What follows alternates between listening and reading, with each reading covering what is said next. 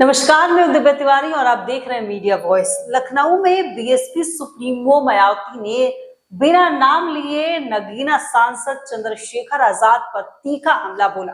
उन्होंने कहा कि बसपा के लोग कुछ पार्टी से सावधान रहे क्योंकि वो अवसरवादी है।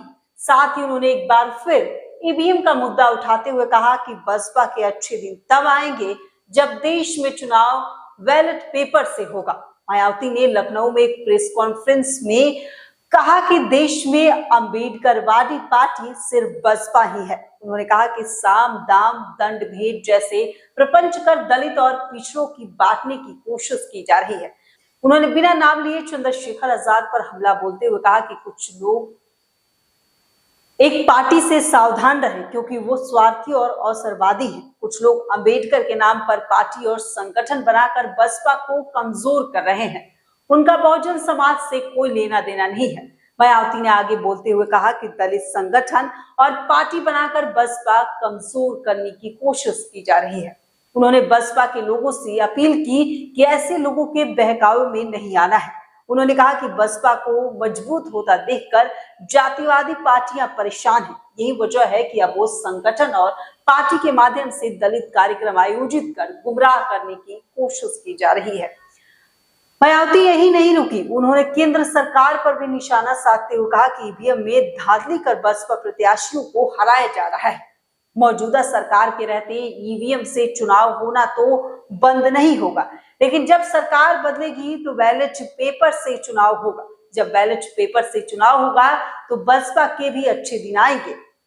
उन्होंने कहा कि हमारी पार्टी और पूरा विपक्ष चाहता है कि देश में सभी चुनाव बैलेट पेपर से हो। उत्तर प्रदेश की राजनीति में नगीना सांसद चंद्रशेखर आजाद एक नए और प्रभावशाली दलित नेता के रूप में उभर रहे हैं। उनकी बढ़ती लोकप्रियता ना बीएसपी की बल्कि कई पार्टियों की मुश्किलें बढ़ाई है। सपा के अध्यक्ष अखिलेश यादव के लिए भी एक नई चुनौती पेश की है। चंद्रशेखर की हालिया अपील, जिसमें उन्होंने मुस्लिम समुदाय से एकजुट होने और बार बार ठगे जाने से बचने का आह्वान किया, ये संकेत देती है कि वो अब सपा के मजबूत मुस्लिम वोट बैंक पर नजर गड़ाए हुए हैं। उत्तर प्रदेश में दलित वोट, जो लगभग 21 से 23% मतदाताओं का प्रतिनिधि करते हैं, लंबे समय तक बीएसपी और मायावती के लिए एक मजबूत आधार रहे हैं। मायावती ने 2007 में अपनी सर्वजन रणनीति के जरिए दलित पिछड़ों और मुस्लिमों और सवर्णों जातियों का गठजोड़ बनाकर ऐतिहासिक जीत हासिल की थी। हालांकि हाल के वर्षों में बीएसपी की घटती लोकप्रियता और 2024 के लोकसभा चुनाव में 0 सीटों का प्रदर्शन इस बात का संकेत है कि मायावती का जाटव और गैर जाटव दलित वोट के आधार पर अब ये राजनीति कमजोर पड़ रही है। यही लाभ चंद्रशेखर आजाद ने उठाया है, जिन्होंने 2024 में नगीना लोकसभा सीट पर लगभग 1.5 लाख वोट से जीत हासिल की थी, जबकि वही बसपा चौथे स्थान पर रही। वहीं आजाद समाज पार्टी ने पश्चिम उत्तर प्रदेश, खासकर सहारनपुर और नगीना जैसे क्षेत्रों में जहां जाटव और मुस्लिम मतदाताओं बड़ी संख्या में है, वहां अपनी पैठ बनाई है। उनकी भारी जीत और बीएसपी की हार ने यह स्पष्ट कर दिया है कि दलित युवाओं, विशेष रूप से जाटव के बीच चंद्रशेखर का आकर्षण बढ़ रहा है।